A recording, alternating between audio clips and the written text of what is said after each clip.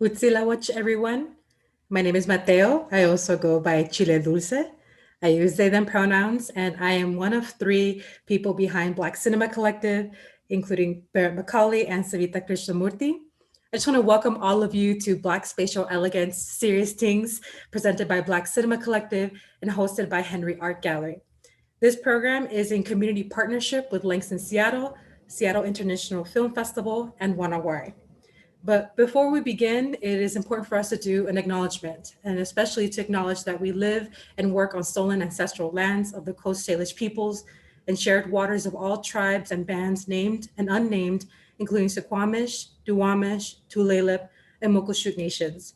We recognize that additionally that this landscape has been shaped by Chinese, Japanese, and Filipino laborers who have built railroads and worked in mines, crop fields, logging camps, and salmon canneries, as well as African Americans who have worked in shipyards and founded the Northwest Enterprise, a newspaper serving a key role in supporting Black communities in Seattle. We pay respects to elders past and present, and we appreciate for being in this space. Real quick introduction to Black Cinema Collective. If you haven't heard of us, we screen and examine local and global works of African and African diasporic filmmakers. And before we get into our program tonight, I'm just gonna do a couple of housekeeping notes. Whether you're joining from Facebook or YouTube, please jump into the comments with questions for our panelists as they have these conversations. We'll be reading those in the Q&A towards the close of our talk.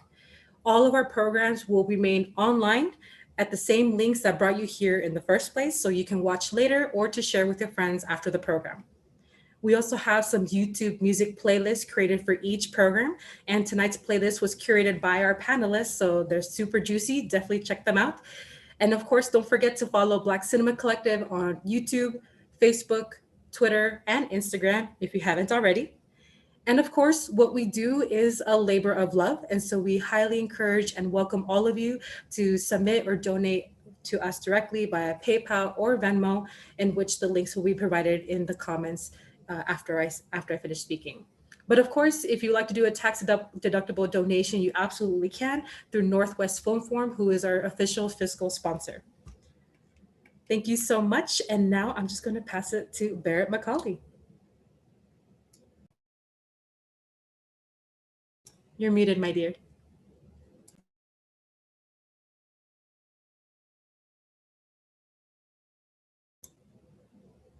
You're muted.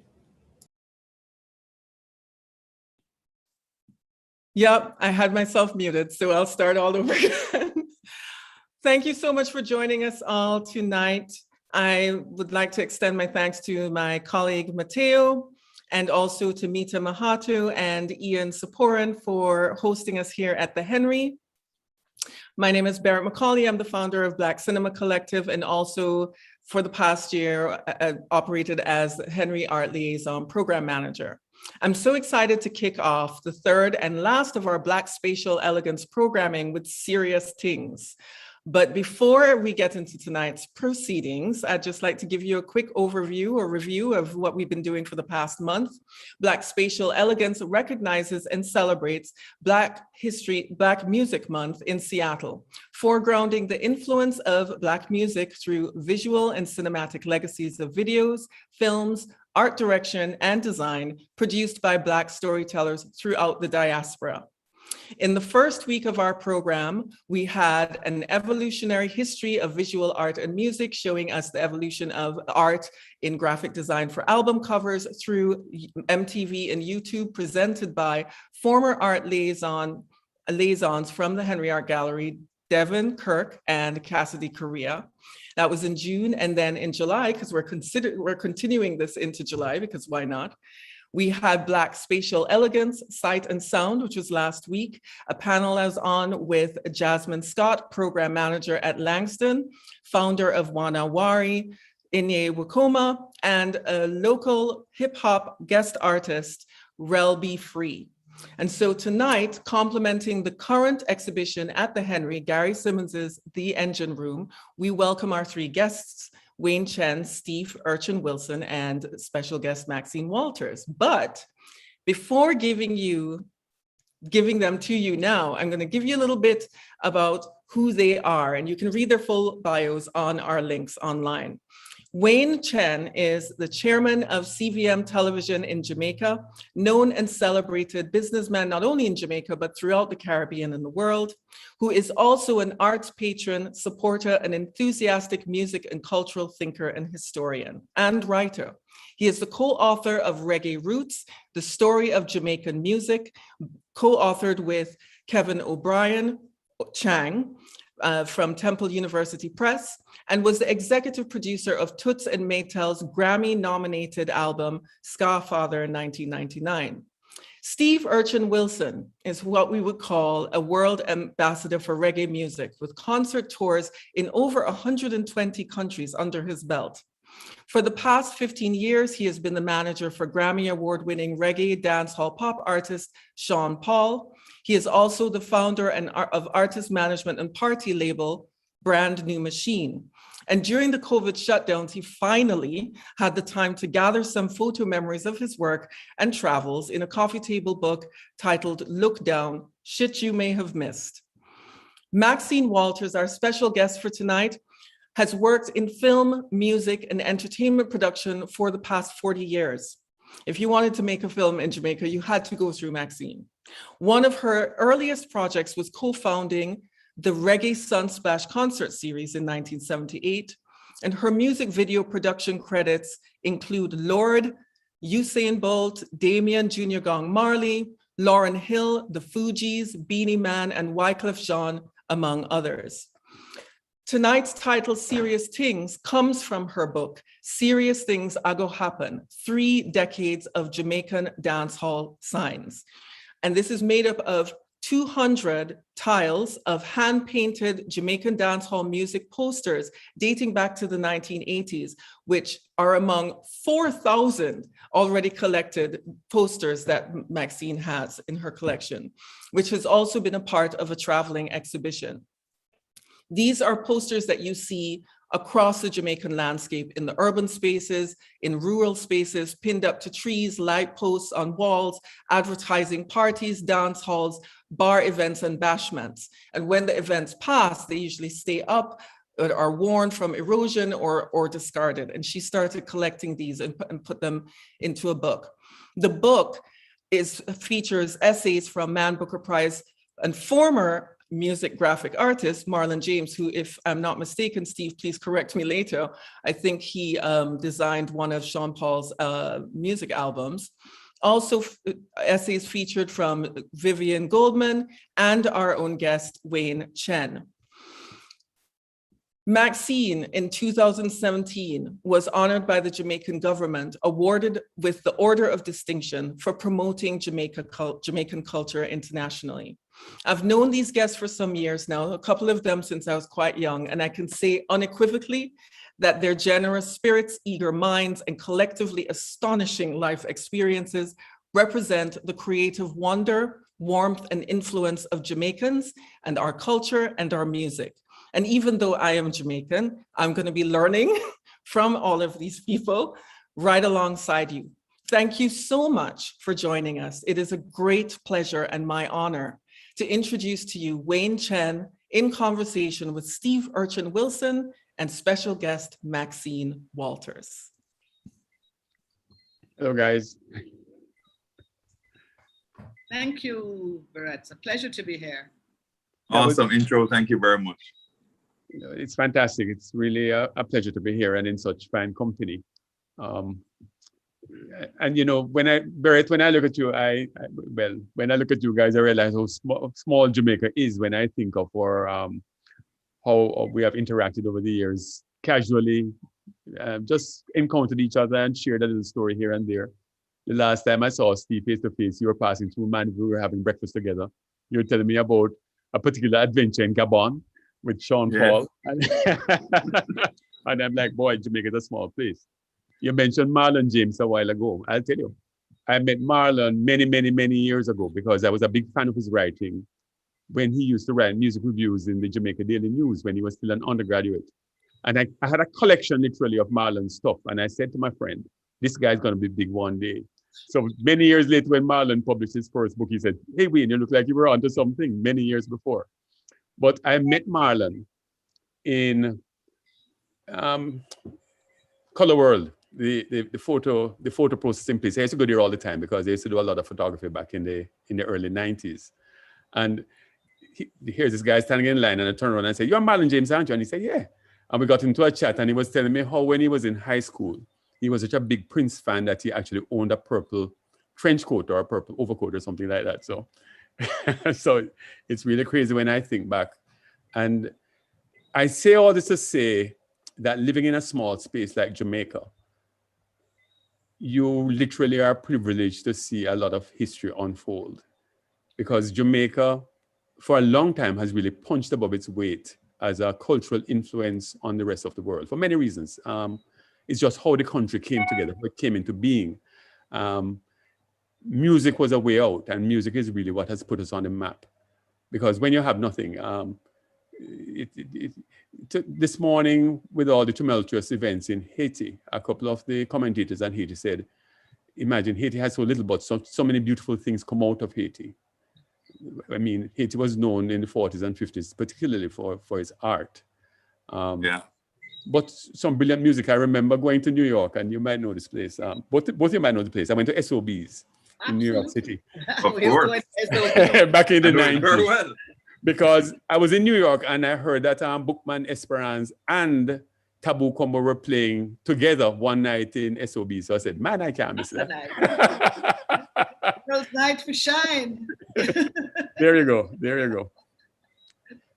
So it's Jamaica, it's the Caribbean, because before Jamaica came on the musical map, dating back to the 1930s, people forget about the influence of Calypso on the world global popular music, how Calypsonians were taken out of Trinidad, how Trinidadian music was borrowed, co-opted, stolen, and made into big hits like Rum and Coca-Cola and so on.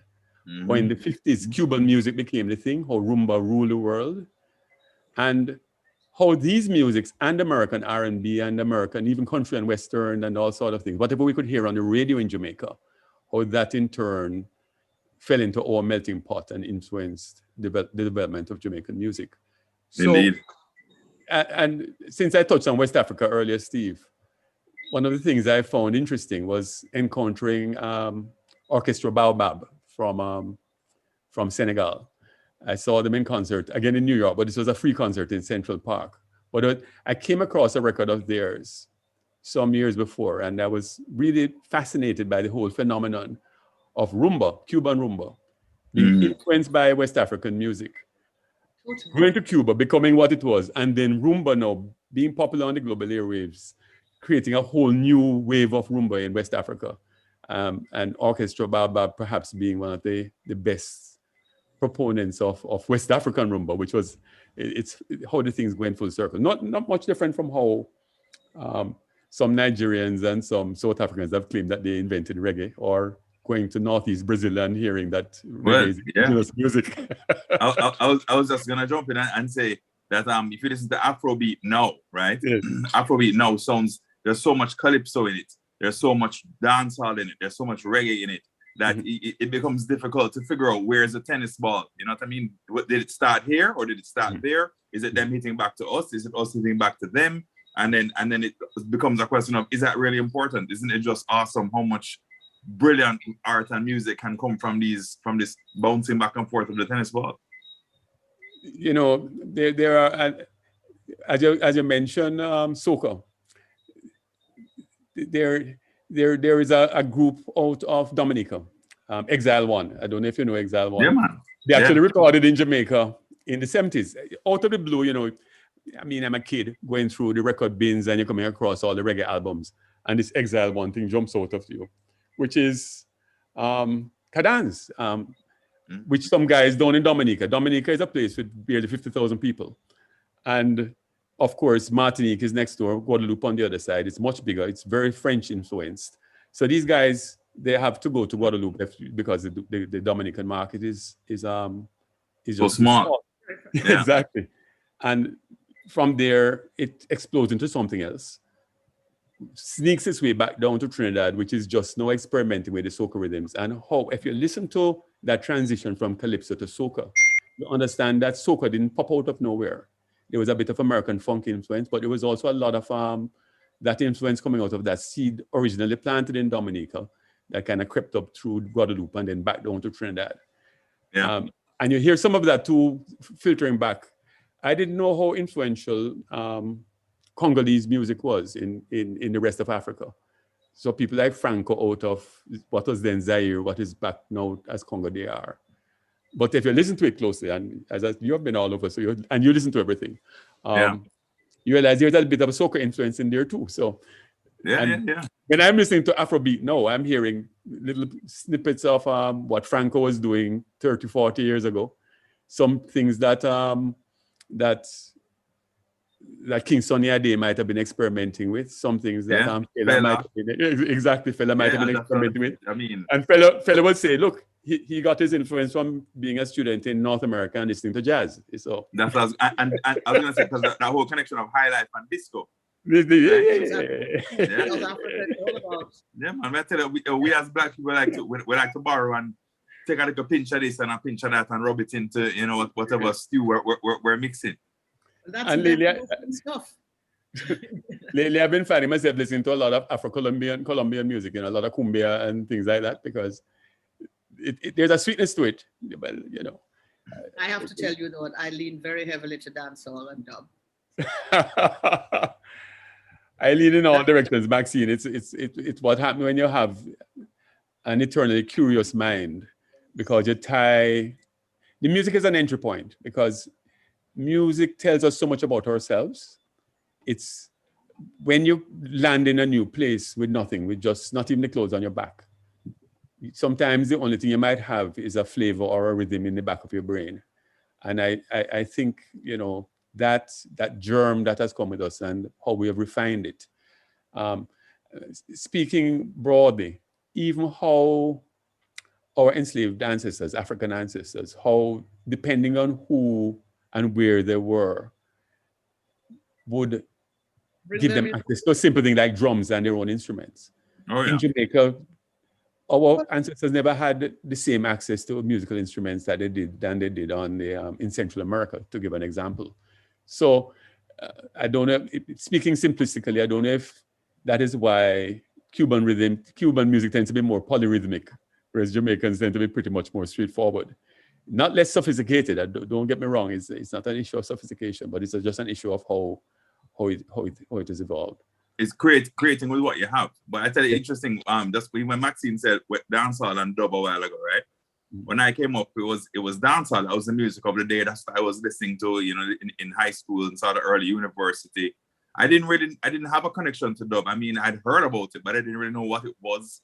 I didn't know any of the practitioners, you know what I mean? And how I found out was, just like what you said, I find myself in the south of France for midday, walking along the street outside the hotel, and this white guy with locks pulls up in a car and says, "Hey, you guys are from Jamaica?" I was walking with Fahrenheit.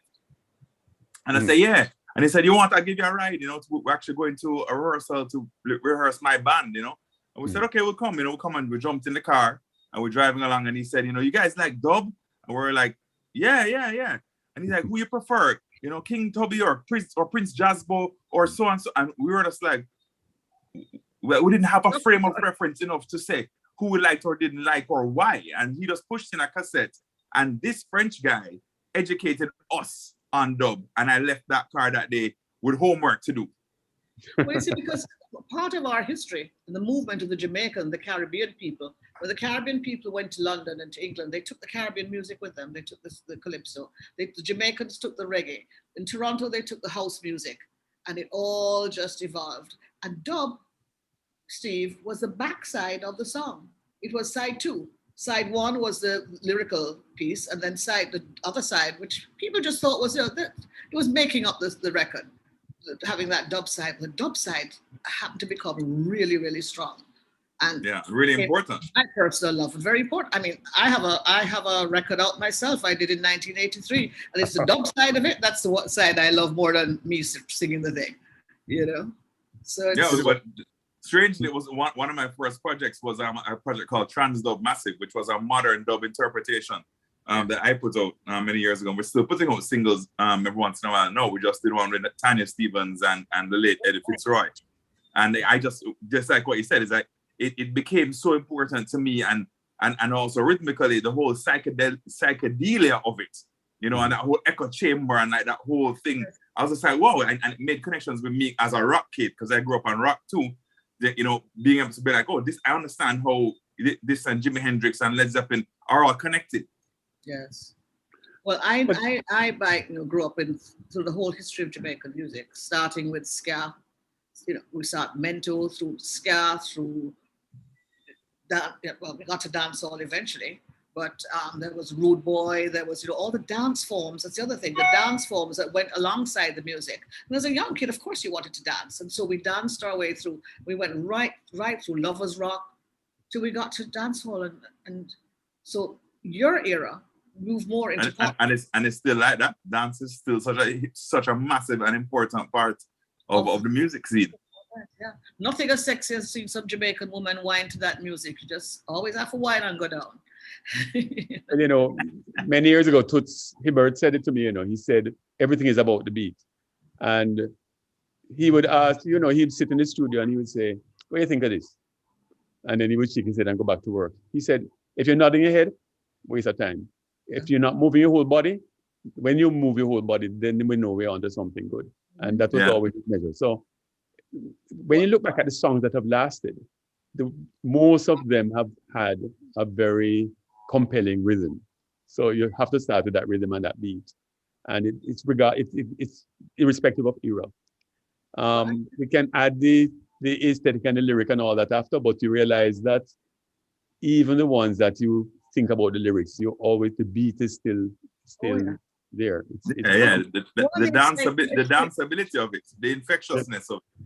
You know? I'll tell you, one of the exciting experiences of my life was meeting Lee Scratch Perry and being in his studio while he was recording. And it was like, basic, this is what I want from you. And he'd go, and he'd start moving. Draw me, let me hear this. And each musician, he would tell what he wanted with a movement. And then he said, all right, make we all go now. And he was dancing all over the place, jumping. And this was his direction. He was a choir master, all with his body. The body just went right into every part of it. And it was one of the most exciting things I ever saw in my life. Couldn't believe it. Young girl being in a studio for one of the first times. And here was this skinny man just rocking it. And the music tearing right through everything. It was pretty amazing. I mean, he's a genius, man. And to bring the conversation back to full circle, is I saw him at SOBs in New York. Oh, really? And I was there that night. I saw him there too. Yes, I think I saw you that night.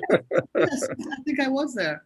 One of the beautiful things too, do you remember SOBs in the early days? It probably still happens now, when the Jamaican guys all line up on the wall and just move to one slow, and then suddenly everybody would run off the move, catch a pose, and then back up onto the wall and just start to rock it again. Nothing more beautiful than that. Right. But, you know, that rocking, you know, takes me back to the early days of dub. And, you know, I'm aging myself, Maxine, back into the 70s. I was and there. You can almost talk, everything comes out of the spirit of the time. Because we start with a fairly fast rhythm. When ska came about, it was a little bit more frenetic. Then it slowed down to rock steady. Then the early days of reggae. Right. And somewhere in the early 70s, when dub started to grow, and you would go to the fetes or the dances, and the big speaker boxes would get even bigger.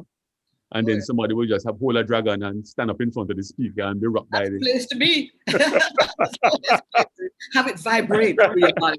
I mean, still, when you go to somewhere like the dub club, yes, the only place to be. The dub club has brought it back, you know, the old school vibe. Yeah. Oh, yeah, no question. So, you know, it's interesting. And it's interesting how it comes and goes in Jamaica, but how dub has grown outside of Jamaica. Many more non-Jamaican bands have taken it on because it catches a mood, and it caught a particular mood at a particular time in Jamaica, and we kind of moved on. But there are other parts of the world that grasped with it. Steve said he was a rock kid. I was a rock kid, sort of, but back in the 70s, you didn't have a lot of access to rock records in Jamaica. So it would be more like I had a couple of teachers at school, young Englishmen. I mean, in hindsight, they were in their early 20s. So they had all the latest Pink Floyd, the latest Who, Rolling Stones, and so on and so forth. So I would kind of secondhand get these records. In fact, I still have some of these LPs knocking around. But I realized in a way that that dub kind of caught on to some of that thing. I mean, if you listen to... Yeah, man, that's what I'm saying. That whole connectivity it into the psychedelia. It really yes. Late period, Jimi Hendrix coming into other people who were popular around that time. I mean, there are some that have fallen out of fashion, like Anne Butterfly, but some who I still play today. I mean, early Santana, I still play today when Carlos is jamming. Oh, he's fantastic. I love Carlos. You get a picture. I still have my Carlos Santana album going back 50 years ago. I still play them from time to time. I've matched you guys up again with that one. But were you around? Were you around? I mean, growing up, I lived through the Beatles. Sure. My older cousins had Beatles records. So, like, my cousin had Sgt. Pepper and all of these things. And I was like, when Sgt. Pepper came out, I was a little kid.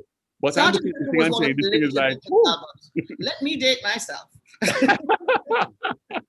Sgt. Pepper was one of the later ones. I mean, She Loves Me, Yeah, Yeah. We were all walking around, shaking our heads, singing that in the early days. But all my friends, at the time, a lot of Jamaican families would send their kids to school in England. And all my friends were there discovering this music and sending it home to me. And so this is how I learned about people like the Beatles and Jimi Hendrix and I can't even remember some of them now. What was that name? But this was my rock period. But then reggae came parallel to that. Ska was parallel to that, and we moved into that whole Jamaican music era. And we never stopped. We never looked back. I mean, it caught on in the most amazing fashion. Yeah. You know what I find interesting now when we think contemporary, and I'm looking behind you, Maxine, to Vibes, and when we think of the rivalry when Vibes first came out, and it was Gaza versus Gully and so on. It was nothing new to us, because back when we were kids, I mean, I'm a little kid going to primary school, and I didn't have any money, but some of my schoolmates would have money, and they'd drop money in the jukebox because you'd hear in the jukebox records that couldn't be played on the air. Right. No, I wouldn't get into some of the raunchy stuff, but like some of the Prince Buster songs, just to give an example. You couldn't hear it, so you would have to go in. Prince Buster was a bad guy, That was one of my first connections to that whole genre to me was Prince Buster. 10 Commandments of Man given out to woman, and that kind of stuff. Rudy can't feel kind of thing, Yeah, man. He's going before the judge and saying, Rudy can't feel. You can sentence me to whatever you want to sentence me. But going back to that attitude, it's nothing new. I mean, when I hear some of my contemporaries talking about, oh Lord, the music spoil up and where this badness come from and so on and so forth, I say, are you kidding me? That was always there, It was, Because this defiance was always there. I don't think the attacks on women were quite as severe as they are today. No, certainly not. No, the misogyny, in fact. We see this in as well as dancehall and all kinds of music. I think a lot of it was there though. I mean, Prince Buster was pretty misogynistic. He was not as blatant on recorded music. Yes, he had to be more creative about it back then. That's the only difference. Nowadays you're allowed to go wild, right? Yeah. But back then you have to be a lot more creative. And there was more gatekeepers as to what would actually reach our ears. Back then the gatekeepers of nowadays are a bit more lax. Let's put it that way. But it reflected. Sorry, Maxine, go ahead. No, I was just thinking back to this whole business because I remember being at the New Orleans Jazz Festival a few years ago, and Tom came on, Delilah. Tom Jones. Tom Jones. And he's singing this song, and I'm singing along with him, and suddenly he goes, I felt the knife in my hand and she laughed no more. And I realized this is abuse. Of course. Abuse is murder. We always thought Delilah was murder. I've been celebrating for years. And it was all beautifully wrapped up in a nice package and neatly tied. And the rhythms kept you going and you never realized what was happening. Exactly. That's what I'm saying. Yeah. I was trying to say earlier though that what happened. I remember when we as me and Sean always talk about music, and when we got a call from Carlos Santana to do a song together, that's when we both sort of felt like, okay, there's already no higher to go, you know, and being on the video set and with him and just kind of pinching ourselves and saying, is this really happening? You know, like just incredible. And the fact that he's still around and still as relevant as he was back then, you know, like, I mean, just incredible. The longevity of some of the things out of that scene. And then also the fact that he still had that connection to reggae, right? Yeah. I knew the Braxis album inside out. That's me too. It's the first album I ever bought with my own money. No, I mean, I still have it. I mean, I have it on CD, of course, but I also have the original album. I knew every beat, every second of that album front to back. I must have played that album thousands and thousands of times, and I still play it. I still play it. 2 years ago, I arrived in London, and a friend of mine's daughter, she was showing me through their beautiful house, walked into her daughter's bedroom, and there was Black Magic Woman up on the wall. Yeah. And I was like, Santana Braxis. She said, what is that? I said, that poster you have on your wall, that comes from the Santana Braxis album and Black Magic Woman. She was like blown away. She had no idea what it was, but she loved it.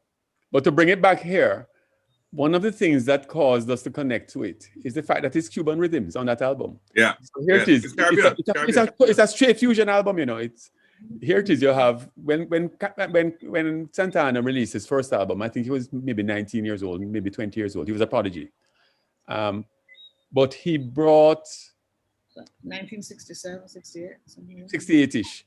Yes. When the first one came out, the one that had Jingo on it, which is a song by Olatunji. I mean, it's but Abraxas was the first one I bought, which is the second album. But here it is. You have a young Mexican guitarist who also has that Mexican feel to it. So there's a bit of the mariachi feel in it.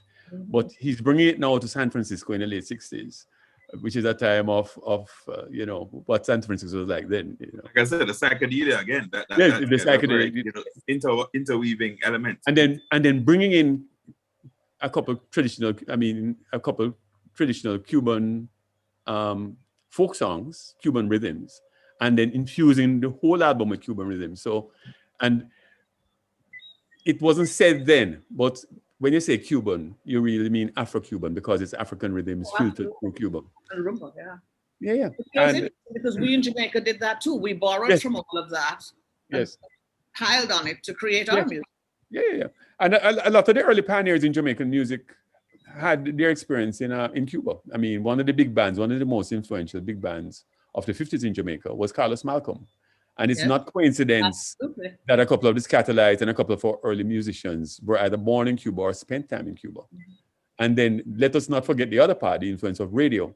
Separate and apart from Cuban records being popular, in parts of Jamaica, you could pick up Cuban radio stations. Yes. So as a boy growing up in Port Antonio, you could still pick up music on the radio. Yep. So we couldn't escape it. Separate and apart from WINZ and WGBS coming out of Florida and the ones coming out of New Orleans. We were hearing everything in Jamaica, whether we liked it or not. I mean, my parents' generation played Calypso records. They had Cuban records. And I mean, even today, living in the country, R&B records. You're hearing Cuban music all the time. I pick it up, you know, constantly. More, in fact, sometimes I can pick up the Cuban stations better than the Jamaican stations. So long before Carlos was digging the reggae and doing collabs with Sean, he was well into the Cuban music. And you know, every now and then something would pop up. And a couple of years back, I saw Soul Sacrifice, the live version he did at Woodstock. It popped up as a video on YouTube, and it's something I watch all the time because even now I'm blown away watching Santana. When you get a chance, you have to have a look at that. And when they bring the drums out front and anyway, that's a digression. But back again. It's a digression. It just shows you how music is so immersive and how, like, you know, as Bob Marley said, when it hits you, you know, you feel no pain because it just takes you away, man. And it no matter what your mood is, it can change your mood. If you're in a bad mood, put you in a good mood. If you're in a good mood and you want to feel darker, you can play something that make you feel darker. You know, it just has this incredible power and just absolutely delicious. You know, it's delicious. I mean, in a world like we live in today with serious, you know, a very serious world, a lot of serious things going on. Music is the one thing that saves and raises us all up and takes us up above it all without too much effort, you know. Yeah. So thinking Jamaica now and thinking of the aesthetic and thinking of why is it that Jamaica was so able to punch above its weight? And it's a thought that I've spent a lot of time on for many, many years. Because you're a fan, you're seeing it happening before you, you're seeing how it's unfolding. You're seeing how, I mean, I went to school with guys who just fell in love with the music. They built amplifiers. In those days, you get a heat kit, you buy it online. No, well, not online, you mail order. Sorry, this is back in the days. Mail order. Mail order. I had guys at school who were putting together amplifiers and the old tube amps. This is before you get the We were lucky if we got one in the barrel. There was no mail order. So records were things. I mean, local records. I mean, every week you would have to go to the record shop and see what was new, because Jamaican records are there, but of course you have the American records, the soul, not so much a funk. I mean, I was a big funk fan, and 1 and 2 funky records were popular. Different periods of soul were popular. When I was a little kid, my older siblings and my cousins would listen to Sam Cooke. So we're going back to the early 60s. Okay. Sam was One great. of the first songs I'm aware of is Another Saturday Night, Cupid, all of those songs. I grew up on early days. Doris Troy, who was more obscure. But when the Jamaican music started to take hold,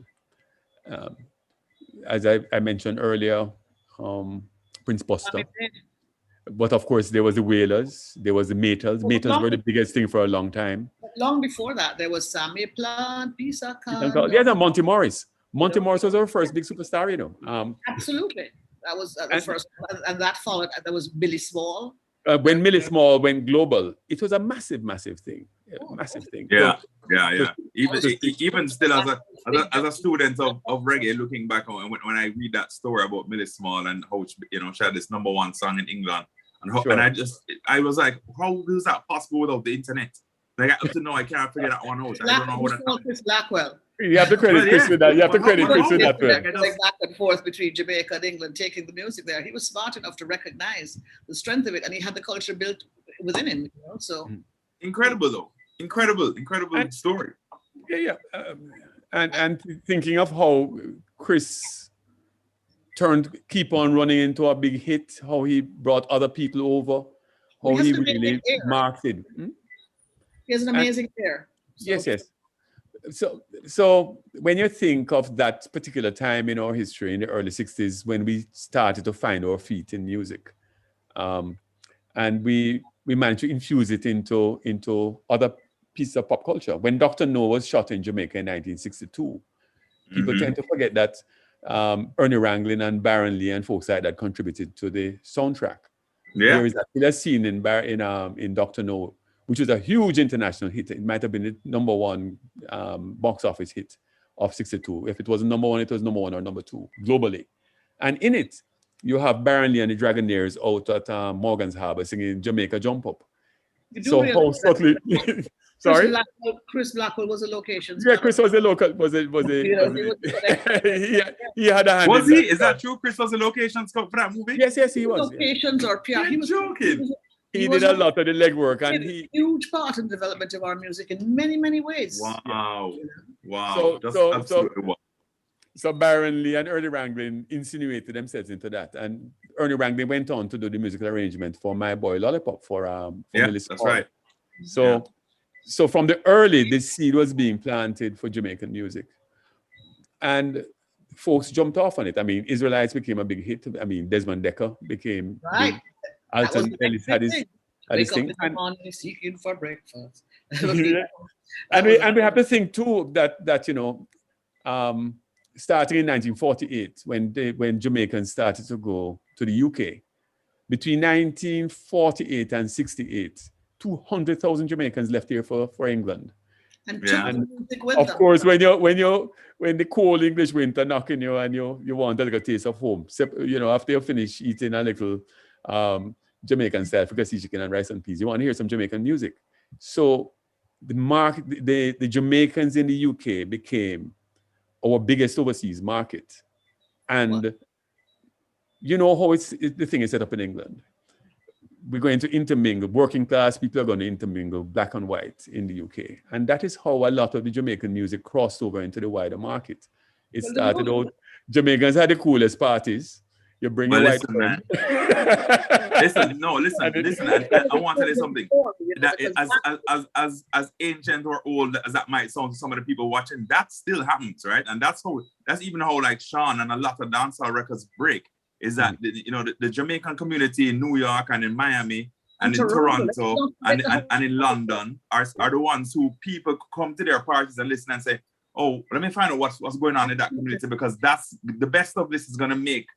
Is gonna move across and become pop music. I mean, that's how it happened to Sean. Sean did dancehall records on dancehall rhythms, right? And those songs got picked up by DJs and radio jocks and nightclub guys, and they started playing it, and then it became mainstream. So it wasn't like he planned to make a pop record. He planned to make dancehall records, and then they became pop records. And that's exactly how it's. Thank God for the diaspora, or a lot of what we do would really be a lot more cloistered. It's not often remembered, but that's exactly how it happened in a lot of instances. And two, you had a lot of Jamaicans who moved to the UK because it's a richer market. Jamaica, I mean, for a long to make a living in Jamaica, in the Jamaican market, full time as a musician, is very, very difficult. So if it wasn't for the UK market and the ability to tour, initially to the diaspora communities, but as you build out the market and the acceptance, a couple hits here and there, especially in Europe, later in North America, when Israelites went into the American charts, it opened up, in a way, a new market. But the next big step was when The Harder They Come came out, and The Harder They Come built very slowly. And I remember, when I knew how big Harder They Come was, I saw an article on Jack Nicholson. This was at around the time that Once Over the Cuckoo's Nest came out. And in the background, there was a photograph, him just sitting down at home. And there was kind of like cotched up against the record player, a copy of Harder They Come. And I said, wow. It might have been before. No, it wasn't. It was before Cuckoo's Nest. It was when Chinatown came out. But I remember there was a big feature. In those days, you read all the magazines. We weren't as connected with internet and all of that. So you had to still rely on paper. A few hours of TV. or TV. In the late. So The Harder They Come played a big role. And The Harder They Come exposed a lot of folks. Jimmy Cliff, of course, had already had a big hit with Wonderful World, Beautiful People. There's a beautiful clip if you watch it, and I can't remember, but there's a clip of him at Mid-M, and he couldn't have been more than maybe 21 or 22 at the time. And of course, this is not party night. This is like presentation night when everybody comes out in their tuxedos and they're all sitting down in this big hall. And here's Jimmy Cliff that just comes out and just tears the place up. And it's like, whoa, people tend to forget, Jamaica really produced some people, So time I've seen Jamaica at Mid-M, we've torn the place without exception, because our musicians pull out. Yeah. I see Shaggy. So you had Harder They Come, and then of course. And also, we took the music. Maxine is unstable. Yeah, you're buffering a bit. You're buffering a bit there. Okay. And of course, the next big step was when Bob came out. Bob, the Wailers. Let me be fair, because it was Bob, Peter, and Bunny. Let me not forget Peter and Bunny. When Burning came out, and you have to. The first version of Burning came out with like the cigarette lighter that you opened up like this. So it was like, whoa. That's a collector's item. You have one of those? Yeah. It was like, whoa. Because you have to understand, I mean, a kid growing up in Jamaica, I'm a rock kid, I'm looking at the overseas records, and the overseas records have a particular look to them. And the Jamaican records have a kind of homemade look to them. Yeah. And suddenly here it is, a Jamaican record that comes out. That's, hey, you can put it on beside a Pink Floyd or a Beatles or a Rolling Stones album, and it would not be out of place. I said, whoa, this thing has taken this thing to a whole new level in terms of packaging and marketing. But we all knew Bob was big already, because, you have the 45, you have Duppy Conqueror, and my cousin had Trenchtown Rock and all the 45s and what year were those? Stuff that he had done before. 70s, right? Wasn't that 70s? Yeah, 70s, early 70s. Yes, early 70s. 73 was when Catch a Fire came out. And I remember I traveled, my brother, this is Mike now, he was at McMaster University and he had a copy of Catch a Fire. And I was like, hold a quick second, you open this thing now and it has the lyrics on the thing and you put it out and the inner sleeve. We said, boy, we're getting packaging now. That was a big, big, big deal for us. Man, I miss records for that, man. I miss records for that. Yes. Sorry, that was Burning. Did I say Catch a Fire? Catch a Fire was the one before, and then Burning. Of course, so after that, you're virtually marking each year, by which Bob Marley and the Wailers or which Wailers album came out.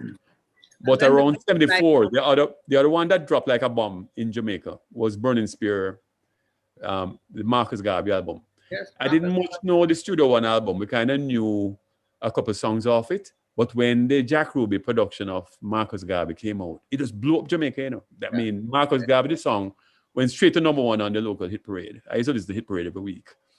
But my friends at school, we had like a sound system at school, and we just brought the whole album and it was front to back. I mean, it was everything, Invasion, Slavery Days, everything was.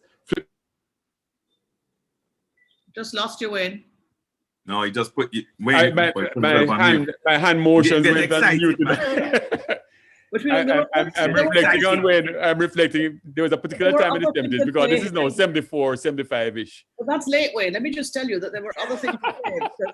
Let's not forget that in 1968, Air Jamaica started an airline which was flying to America, to New York, and to Canada after a while. And the flight attendants would carry music. We would carry records and stuff with us. And we would go to the parties because we were the hottest things that could arrive into a city. The Air Jamaica girls are here. We'd come with the music, we'd come with the stuff. There was also the Trojan music that went. Black Wolves would come and buy the albums, change the labels on them. They go with the white labels, change the labels and release them. Blackwell was a big part of that too. There was, there's people like Ija Man, who came up with that era. There was born in Christiana, by the way. Ija Man Levy, yeah. I didn't know that. But, so was Baron Lee, but I'm only giving a little plug for Milica Country Town, And let us not forget the work more in the late 70s of the Dread at the Controls. Yeah, Mikey Dread, Portlander. Portlander, Dread at the Controls. Dread at the Controls. I remember that was a different thing altogether. The whole Jamaica stopped because. All right, well, I have a question for you guys. I want to ask you guys this: when it first started to happen, who do you remember as sort of one of those early proponents of that dancehall toasting, that whole like U-Roy, that whole thing? Like, how did that? I was too young to listen to music at that time, but I'm interested. I want to know. It was U-Roy. What was that like? U-Roy was. Go ahead, Maxine. No, you go first. You're the expert on this. U-Roy, King Stit. I tell you, the first time we got a hint of it was King Stit. Yes. And it is the strangest thing. There was a dance, a concert in those days. Just like Maxine would have behind you, there was a concert poster, and this was about maybe 1969 because I was in the first form, 1969, 70, and there was a concert poster with King Stit's face on it, the ugly one. The ugliest one ever. And it didn't make any records. I think he might have made one record, but it wasn't a hit. And then there was also Count Machuca, who kind of talked on the record.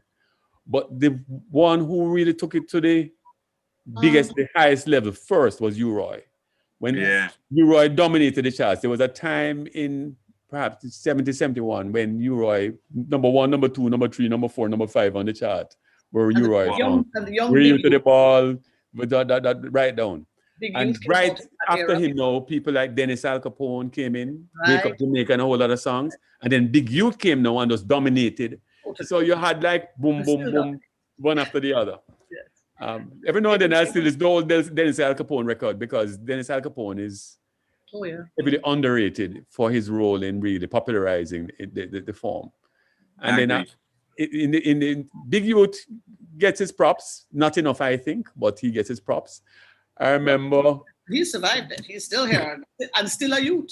and the hipsters, the hipsters in the foreign press kind of caught on. I remember there was one music poll. I don't remember which magazine. It might have been one of the critics in Rolling Stone at the time, or Cream. Cream was something I used to get every month. That when they asked for album of the year, they said it was Screaming Target by Big Youth. And I said, whoa, these guys know music. Wow. Wow. Yeah, I remember Cream. I used to get Cream. I don't know what happened to that magazine. I love that magazine. Cream faded, but I remember Dave Marsh in particular. He was my favorite critic. But there are a lot of other people. But Cream ran a feature on Jamaican music in the early 70s, and it was one of the first big features. Rolling Stone did a feature on Jamaican music too. And I have to say, it perhaps was in the wake of The Harder They Come, because The Harder They Come and its popularity brought a lot of the press, the music press, who had never before really paid much attention to Jamaican music. It brought them here. So people who I respected as critics, because I was reading on rock, suddenly took an interest in what was happening in Jamaica. And it was almost like, whoa, hey, how did this thing fly under the radar? Here's a place producing 40 new records a week, and we never heard of it. Yeah, and then out of England, where people like Steel Pulse. Who are the people? Handsworth Revolution. I remember when Handsworth Revolution came out. Yes. Oh my God. But people tend to forget, like Matumbi, who came a little bit before, and then there were Cimarrons and so. But Steel Pulse was at a different level. And early Aswad. Aswad got a little poppy after. Sorry, somebody gets offended by me saying that. But early Mikie Dread started touring with the Clash, and of course. Yeah, man. If on the Sandinista album, he actually has a couple songs on the Sandinista album. Hold on. What I have to hear what Maxine said. What he said? Mikie Dread and toured with the Clash. Mikie Dread was a member of the Clash.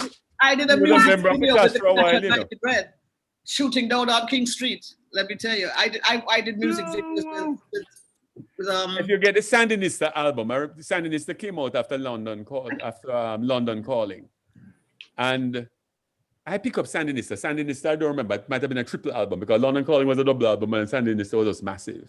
And I'm playing this damn thing, and here it is, Mikie Dread, who I used to listen to 5-6 years before in Jamaica when he was at JBC. Middle of the night, you listen to Mikie Dread, little boy from Portland. When I say little boy, yeah, the controls. Yeah, man. I know that. And no, the Clash to me is like, hey, this is a Clash. And you pick it up, and there's Mikie Dread in the middle, infused all through that Clash album. I'm like, whoa. Wow. I gotta go listen. I have to go listen to that back again, because the Clash was, as I said, as a rock kid, for me, the Clash was one of the things that took me back to reggae, Sure. I got into the Clash, and then I realized how much they rated what was happening in Jamaica and how much they took from Rude Boy and all that. And it brought me back to reggae. Mikie Dread was training them and guiding them through all of this. Yeah. He was their guru in house. I mean, we look at the music of Coffee today, and it's Papa Levi all over again. Oh yeah, 100%, 100%. Oh yeah, Papa Levi is another one that never got his full recognition. But My God, My King was a big number one in Jamaica, Yeah. In hindsight, it might have been there. That's the first 45 I ever bought. My God, My King. The problem that's way back, maybe 84. Yeah, 5,000 records. You can't make money off of it when you're selling 5,000 records. Yeah. But it was hugely influential. It changed the whole sound here, which was like, hold a quick second, where did that come from? It came out of nowhere, and then everybody started, whoa, we're onto something here, Let us not I forget. tried to find that song on YouTube and had to really dig and search to find it. Yeah. And it was surprising, because to me, it was such a big seminal record. It was a number one in Jamaica. But it made our local guys sit up and take note. Yeah, for sure. But there's stuff Jacob running across that stage, But jumping back to... live in a tenement yard. I mean, can't be that at all. There was, oh my God. I'm trying to remember. I lived through this. This was my life. But I'm saying, Maxine, we have been lucky to see a lot of history unfold before us. Yeah. A couple of days ago, I tend to read up on people on their birthdays, and a couple of days ago it was Tapazuki's birthday. Tapazuki? And I was telling about it because there was a time when Tapazuki was massive. I mean, when Oh Lord came out, Oh Lord was a big number one in Jamaica. It was number one for a long time. But people tend to forget that Tapazuki had records long before Oh Lord. And there was a time he came to the attention of Lenny Kay, who was was a music writer, but he was also part of Patti Smith's collective. Yes. And there was an introduction, and for a while, Tapazuki was traveling with Patti Smith, and he opened for Patti Smith on her UK tour in 78 or 79. So when we talk about punk coming together with reggae, it wasn't just the English punk. It was also the blowback to New York now, when New York adopted that Sex Pistols, Clash, and so on. Well, let me just tell you, a great friend of mine is a woman called Vivian Goldman. Vivian wrote the Book of Exodus. She toured with Bob for many years. And she's watching us now, by the way. Eh? She's watching us. She told me she was going to go. And I met Vivian when she brought the Sex Pistols to Jamaica. And Say what? Yes, I was a wild and she'll tell you the story when she comes on. That's how we met many years ago. She's a person who was responsible for my book being published. You know, wow. And she then moved to punk, and she lectures in punk and reggae at NYU today. Fascinating. There are some photographs floating around of Johnny Rotten in Jamaica, you know. That's after. I need to find one on the wall, because that is just that's a picture of me. That's a picture of Johnny Rotten in Jamaica. That's who I am musically. Johnny Rotten in Jamaica. Question. Oh, there were some times the people we met. What about people? We mustn't forget people like Supercat, which was later years. Man. But before you jump forward, there was a period that I don't want us to forget, and that was when they had the two-tone ska revival, when Special, Madness, Selector, folks like that. Yeah, man. New ska. I met Madness in when Sean did that with a festival in the UK, and I met Madness, and I remember I just went total fanboy. Like, I couldn't believe it. I was just like, I can't believe that this is where, like, you know, I never really thought that my journey in music would take me to meet my heroes. So like meeting people like Madness and Santana and people like that, and Sting eventually, and then all those touchstones back to reggae, right? And hearing those people fan out on people that who I used to hang around and see, you know, at shows in Jamaica and stuff like that. And I just like, it was just, it's so powerful to see. Like you said earlier, like we look about with Talawa, like our footprint, our cultural footprint, so massive, you know, that it just outweighs who we should be, if you understand. But what was the biggest step of all that really took us out there as a general thing was Reggae Sunsplash. There were four amazing men that I worked with when we found this. Tony Johnson, who came from California and was into the music, much more so than we in Jamaica were. His great friend was Ron Green, who came. Ronnie Burke, who with Michael, one of my heroes, Johnson, was producing records which were not hugely successful financially, but hugely successful in terms of quality. They put out some amazing albums in their time. What was the name of their company again? Do you remember? Synergy. No. Synergy. Sunsplash. No, I'm talking about Ronnie Burke and Michael Johnson's company, which produced many amazing, incredible albums. Then there was, of course, John Wakelin, who was the Don. You know, he was right there with the music. He'd come from England. He was promoting it. He was pushing it. And these four guys not only knew and understood the music, but they also loved it. And that was a success of Reggae Sunsplash. They loved it, so did I. I danced it. They just took that music, took us all out there, and created this festival that spread, just exploded, you know, like a flower, a mushroom, and just covered the world. Suddenly the world was hearing our music from all sides. People were coming to Jamaica to pick up on it. Before that, of course, we'd had Bob. Of course, we'd had all the people who were touring and all of that. But that huge general movement was Reggae Sunsplash. My first job out of UE was working on Sunsplash, and it was the buzz I had working on that. Just whew. It was incredible. It was the first time musicians were being paid decent money. You know, it was amazing, and they were determined to do it right.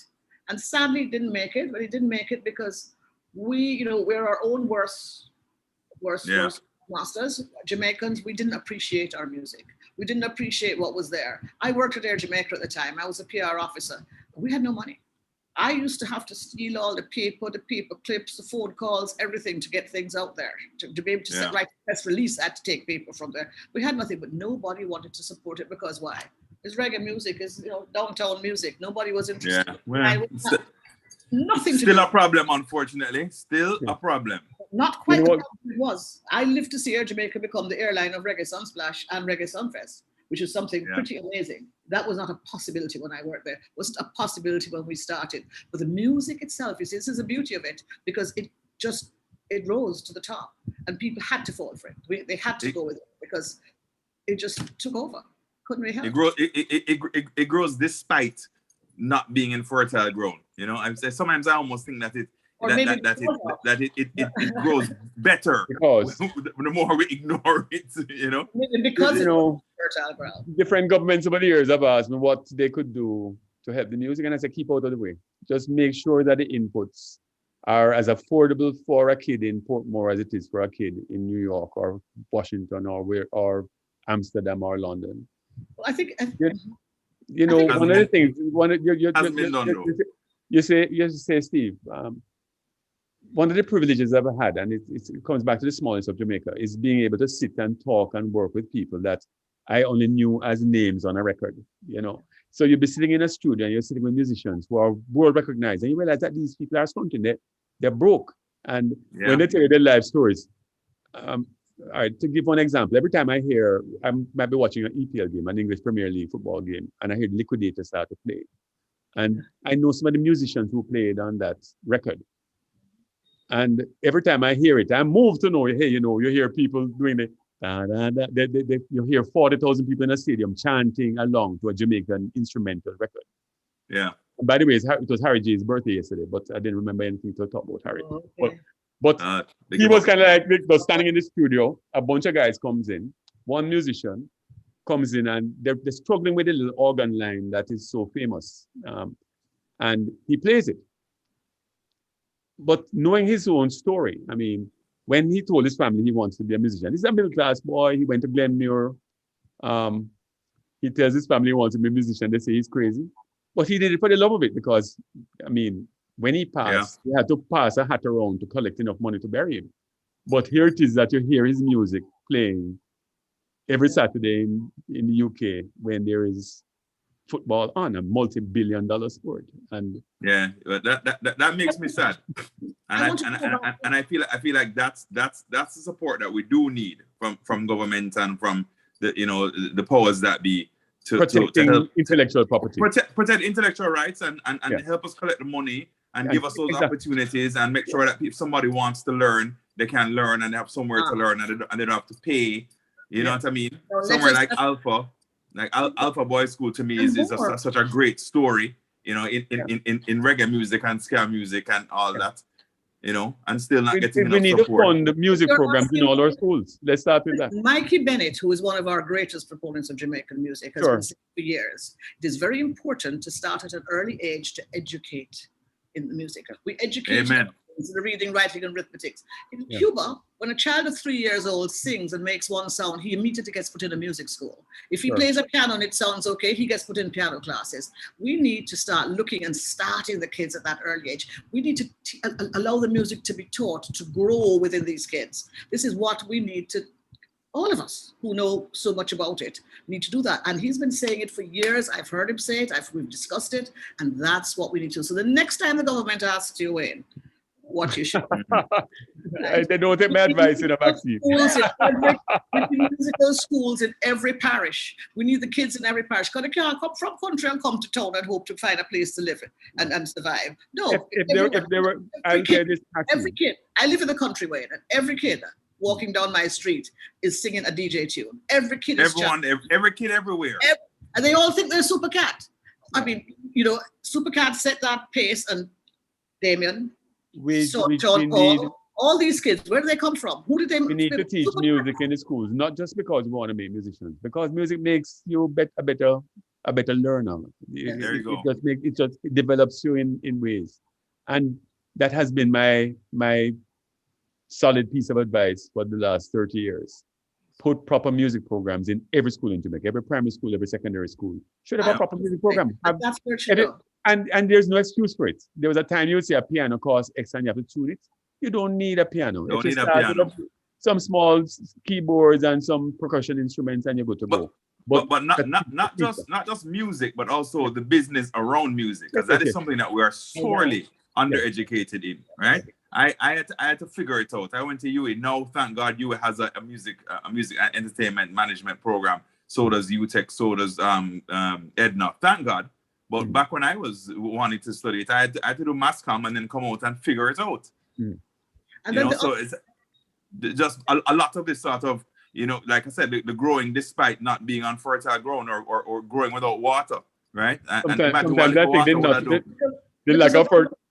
You know, as you touch on that, you know, a lot of folks don't understand how successful Sweden has been in the global pop music space. And massive. And they date it back to universal music education in Sweden starting in the 1950s and 60s. So what you find, the Swedes, nobody can say, hey, the Swedes created this genre of music or that genre of music. But when Ace of Base and their handlers hear a little reggae and they say, well, that's it, we can go reggae. People don't understand that Ace of Base is one of the biggest selling reggae acts in history. You know? Yes. But it starts with folks who are trained, formally trained in music, formally trained in music management, and they understand all aspects of the business. And they're given two things, Wayne, a foundation and a runway. Yeah. Right? But what an amazing thing we've been able to do in spite of not having, or maybe because of not having it. You know? I don't believe that. I just think that imagine how much bigger it would be if we had a foundation and a runway. That's my view. And the fact is that not everybody's going to be Sean Paul, not with that sort of longevity and reach. But there are a lot of careers that can be made in just in that creative space. That's my point. You don't have to be an international recording artist. There's a demand for live musicians. There are demands for creatives in many other areas. Writing jingles. I mean, doing many different things. And you know, if you were to do a profile of those who have really succeeded in the business, and I'm not talking about financial success, but creative success. It's a few common places. Alpha is one of them. If you talk about Chronics, you know, I mean, if you were to talk about Protégé, who is really big now. But you see, but we're talking about different stratas of society. Protégé comes from a family that can afford. But also Protégé had a family that, I mean, both his parents were themselves. His mother was and supported him from early, you know. Yes, I mean, they supported him. That's why they weren't that said, hey boy, don't waste your time in music. Go and do medicine or go and do law or go and do engineering. They said, that's what you want to do. That's what you want to do. Because his mother was so great. Don't you remember when Lorna did breakfast? Yes, I knew Lorna before he was born, and I knew Mikie, his dad. I mean, his dad was a calypsonian when I knew Mikie back in the day. Lord have mercy. And I was there when all great musical talents came together and produced a musical talent, you know. I was there when Evan Williams launched Lorna in Epiphany that night. Breakfast in bed. Right there you go. I was there that night. But then, so there you go. There you go. Not despite having no water, but giving a runway. Yeah. Yes. But I'd like to go back to Chronics, please. Because I admire so much, you know, and he comes, you know, from Spanish Town, had to make his way, had to be outside the studios, hoping to get some money to record. So how do they come all over again? And as far as I'm concerned, the man's a genius.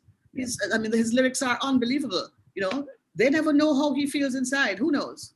You know, it's you know, I mean, you know, sometimes, you know, I look back, you know, I remember many years ago when I spent more time in the studio and I took a more active interest in the business, just feeling my way around and so on. I remember Toots said to me one day, man, you know, I found a little youth, you know, can sing. Wayne, let us take him on board. I said, I really can't manage anything else. You know who it turned out to be? I didn't touch him, Luciano. And I'm like, I mean, a couple of years later, he's massive. And I'm saying, that's the same youth? Him say, yeah, man, that was the same youth I was telling you about. You see it there? Wayne, I have to go back a little further than you with Toots. I remember when Warwick Lidd was managing Toots. Yes. And Toots used to hang out with us, you know, be there all the time, making stuff. You know, here it is. Here's the next generation, which is Wayne. You know, first time I saw Toots, and I'm proud of it.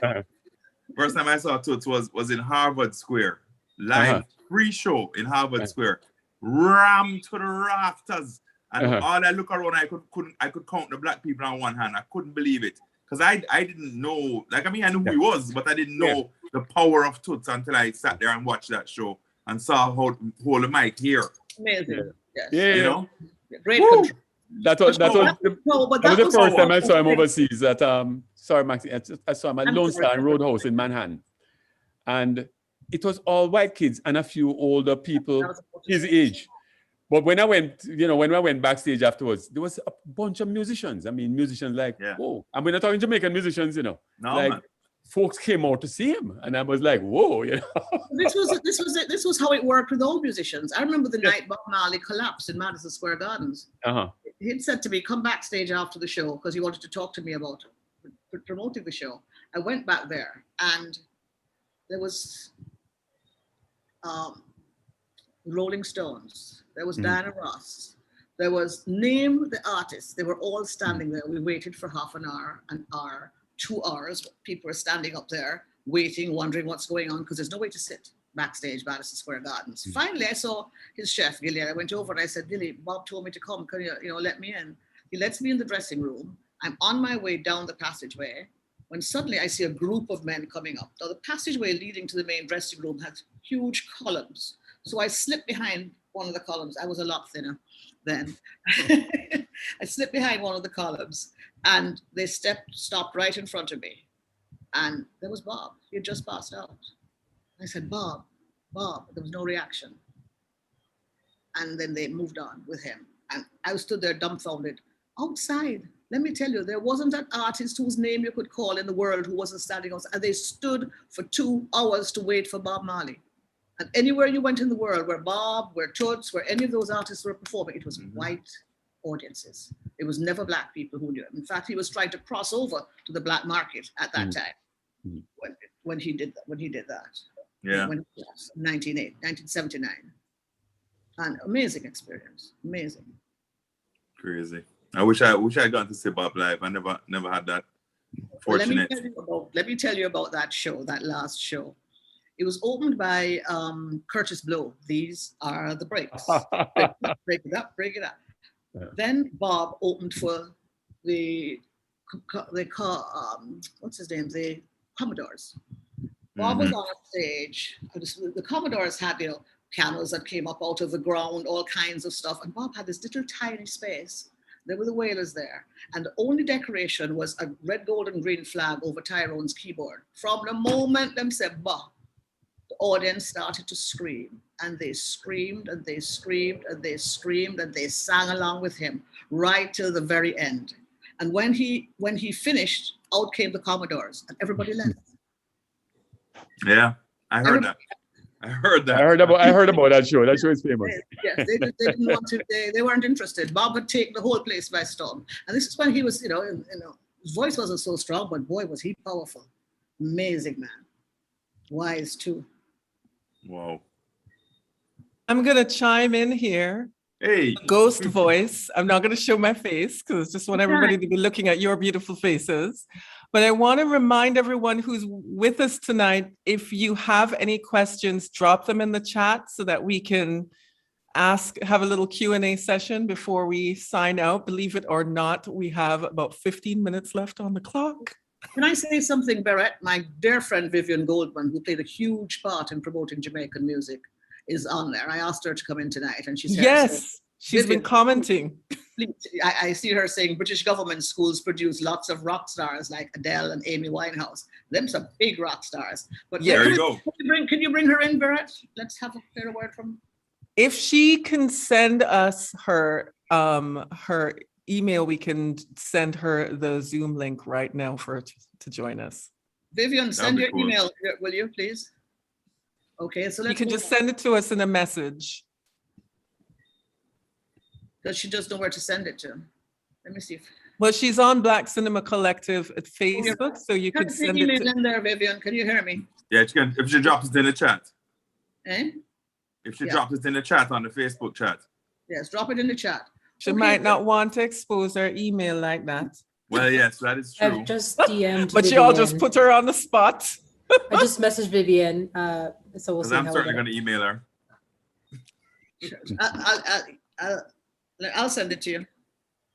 Wayne, yes, sir. Do you know about Bad Brains? Yes, of course. I remember, I had a couple of Bad Brains albums back in the day, and a youngster came to the house, and he was like, "Oh, you are an old guy, man." And then he saw one of my Bad Brains albums in my collection, and he was like, Whoa. Instant cool. Yes, my cool rating went up about. But how? I mean, do you know the story of how that came about? Because I mean, all right. So it makes sense that we know that punk came and borrowed from reggae and that whole thing happened. Yeah. And then, but for me, seeing this band of black Rasta man doing playing punk hardcore, rock, like it vindicated me honestly, because like I said, growing up as a rock kid in Jamaica, a lot of people were kind of like, "Well, yeah, no, that is not what that's not black people music. That's white people music." And I was like, "No, there's so much intermixing and marrying going on back and forth." And then when I got that Bad Brains album, I could play it for people and said, "That is a Rasta man, not just a man with locks, a Rasta man playing hardcore." Got to know. This HR. I came across them purely by accident, It was the aesthetic that grabbed me, A Rasta man playing punk. No, this has got to be something else. It was around the same time that Fishbone and Cult of Personality and so on was out. Yeah. I kind of just caught them by accident, and it was like, whoa, Well, I mean, but they've been around. I mean, if I'm not mistaken, they're around the early like 80s, 70s. No, I thought it was late. Well, 70s. I found them in the early 80s, somewhere maybe 84, 85. That is when I found them, and as I said, purely by accident. Yeah. And that is one direction the music went off in. It was, I mean, back in Washington D.C. in the late 90s, I came across, it just slipped out of my mind now. Thievery Incorporated. Yeah. Thievery Corporation. There you go. And it was like richest man in Babylon kind of thing. And I'm like, whoa, who are these guys? I'm playing the music, and it's two DJs out of Washington. So I'd kind of forgotten about them, listen to their stuff, love their stuff. I'm in the south of Italy, and I see this huge graffiti on the wall, TV Corporation, and I'm like, and it's I say this to say that great name. It's a fantastic name. I think one of the albums, Maxine actually incorporated a piece of old Ear Jamaica jet into the collage. That was one of the albums. So I saw it in something that they had done. Maxine actually. Or music. Wayne, I have a question for you from Annie Paul about the artwork behind you. Would you like to regale us all? Oh, it's Andy Jefferson. It's Andy Jefferson. About the artwork behind you. Would you like to regale us all? I wonder if Annie heard that. I'm sure she did. I did. Yes. Yeah, I did. I knew it was Andy Jefferson because I know his style. So before you even said it, I knew who it was. I never seen that one, but awesome. I would say it's Andy's best piece of work, but you might want to disagree with me. Well, you're just saying that because I have it on your wall. Since I own it, There's one person, by the way, guys, I want to talk about who played a huge part in reggae music. There's a man called Sassafras. Yeah, man. Yeah. Sassafras, it's because I'm the poster girl, as you know, the dancehall sign girl. Sassafras was a person who started the reggae flyer and got it out there and started promoting the music through that way. Like DJs who would go to dances, you would go to the dance with the most flyers because that would tell you who the most popular DJ was. And Sassafras, I have to bow to him to take responsibility for a huge part he played in all of this. And everyone, Vivian is with us. Hey, Vivian. If you want to pull her in. Hi, Viv. And we do have some questions starting to come in. So awesome. Pull in Vivian, and then I'm going to come back in with a couple questions. Hey, Viv. How are you doing? So tell us a little bit about touring with Bob and a little bit about punk, Viv. Yes, on mute. You're muted. Yeah, I got it. Yeah, but I was just thinking when I was listening to you talk about how extraordinary it is, because you were talking about the international reach of the music and how the Jamaicans threw the best parties, and I was thinking if Jamaicans hadn't thrown the best parties, I wouldn't be sitting here tonight. That's it. So I'm a product of that, And how about Johnny Rotten when I met you first? I'll never forget, because at that time there used to be a lot of police roadblocks and army roadblocks, and they would all want to, of course, charge a white tax and so on, what we used to call a white tax. And but then if somebody would recognise, or if one of us would say, you know, he's Johnny Rotten from the Sex Pistols, everything would change because they'd done that record, God Save the Queen, which was very satirical and anti the monarchy, and somehow everybody knew about it and they all loved him. So, you know, Awesome. so it was like an anti-colonial record as they perceived it, as people perceived it. Vivian went on to write the Book of Exodus about Bob's tour. I actually wrote 2 Bob books. I wrote that Soul Rebel Natural Mystic when he left us, so that, you know, people could have some with Adrian Booth photos, and then a more mature work, the Book of Exodus, the making and meaning of Bob Marley and the Wailers album of the century, because I realised I was lucky enough to have been with them through that whole arc. You know, I'd been with them, I'd been staying at Hope Road just before they broke in and tried to kill him. And I'd left sort of the day before, and I remember going into the office at the paper, and I think we had a telex or something, and it coming through, you know, Reggae Star Shot, and trying to phone back to Hope Road where I'd been the previous day, couldn't get through, and yes. And then, you know, he recorded Exodus just up the road from me in Ladbroke Grove, right by where Aswad and the Clash all lived, you know. So I got to be there for that recording and then for the peace concert and so on. So I wrote that book. I'll tell you, one interesting recording I just remembered being in London for, it was in Bathing Street Studios, and Third World was in there, and it was one of those heat waves. You in London gets a heat wave, and you can't even buy milk because the milk is so hot. You'll really be off, because they're not used to the heat. I go down into the studios, and who's standing there but Catcore going, it was 96 degrees. It was so apt. It was unbelievable. I come back to Jamaica, and he's doing the same thing in Harry J's studio. Yeah. But you know who was there a lot at that time? I thought we should give a nod to Lee Scratch Perry. Now, he was there at that time when Bob was recording Exodus, and they were so happy to be together again. I remember the vibe they had, because they hadn't seen each other that much, whatever. And, you know, they were elated to be together again.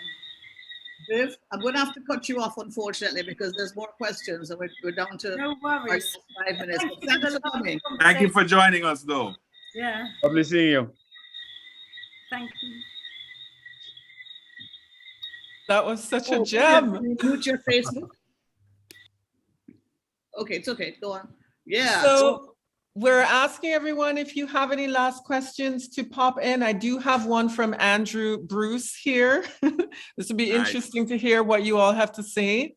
Carole King has a Broadway show about her life in music. Haven't seen it. ABBA has a Broadway show. Where are the Jamaican Broadway shows? The harder they come on Broadway? Thoughts? Well, how do we feel about Jamaica on Broadway? Can I say, I think Jamaica on Broadway would be a great thing. And the first musical theatre piece, we must not forget Third World's Explanitations, directed I was by at the opening night. I was the person selling it. Yeah. There was actually a reggae show on Broadway in the early 80s. It didn't do well. It starred Ras Carby, if memory serves. Yes, I remember that. And I'm trying to remember if Golda McDermott had something to do with it. I have to look back into my memory bank. It was Michael Butler who produced it. There you go. There you go. But it was a big budget production, but didn't do well. I saw they come on stage in London, and it was good. It just needs a producer to take it. Well, Christine was trying to move it to America, and I think she still is. And Chris Blackwell also did. What did he do? He produced Vivian, you know. What did he produce? She just said that apparently there's a Marley musical in production or something. That's what she was saying. But I think Harder They Come is absolutely made for Broadway. Are you kidding me? That would be fantastic. Oh yeah. For sure. You know, every now and then I saw Motown. I've seen quite a few of these shows. I saw Dreamgirls many years ago. I've always had this vision of using not necessarily the better known Jamaican songs, but picking out songs from the 60s and 70s and sewing them together. Pretty much like how Mamma Mia has become a big hit, how Motown has become a big hit. Mm-hmm.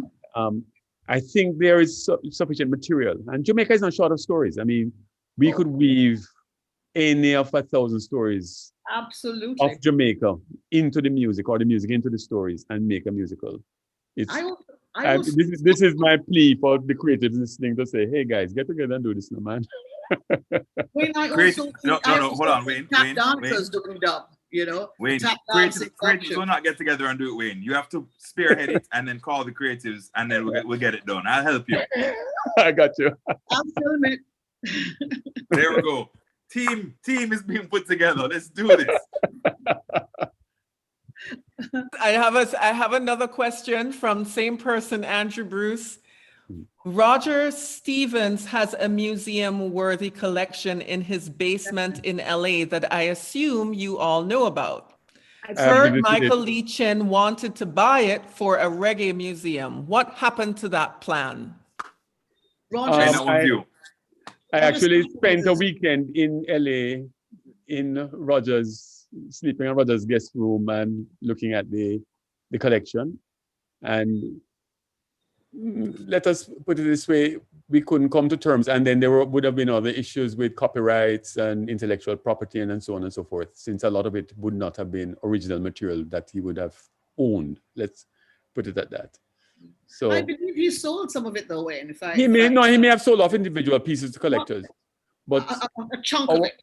Yes, my plan at the time was to acquire the whole collection to form the nucleus. At the time, let me say, back in 1998, the Institute of Jamaica, under the chair, had formed a committee to explore the formation of a music museum.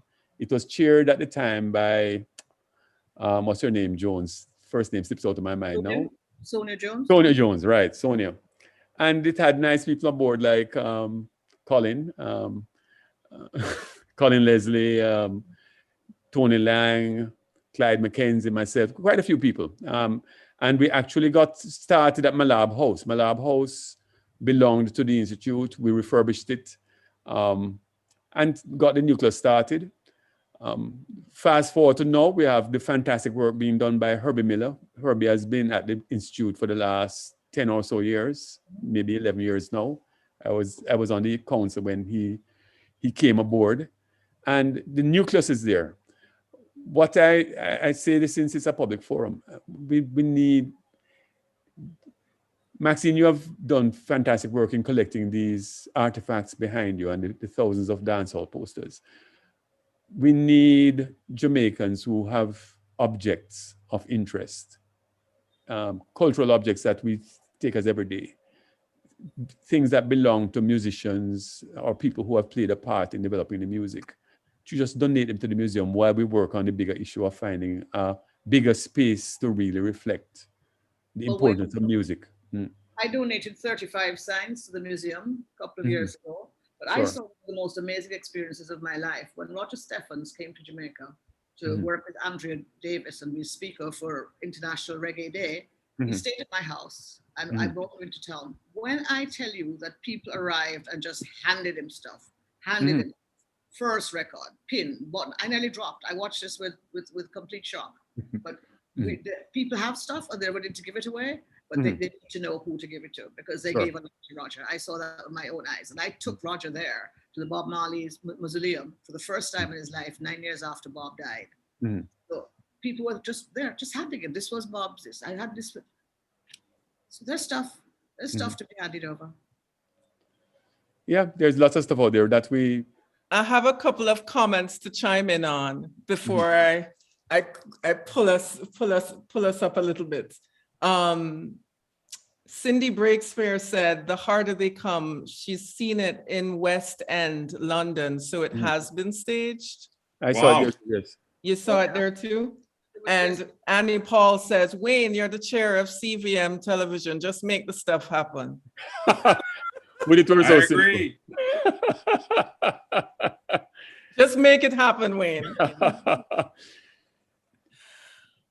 Gosh, I feel like I want to give you another hour to keep going, but the people need to eat their supper, and we are full of everything that you've taught us tonight. I mean, from the minute you started, you were dropping names and we could not keep up with letting the people know where to follow up on the education.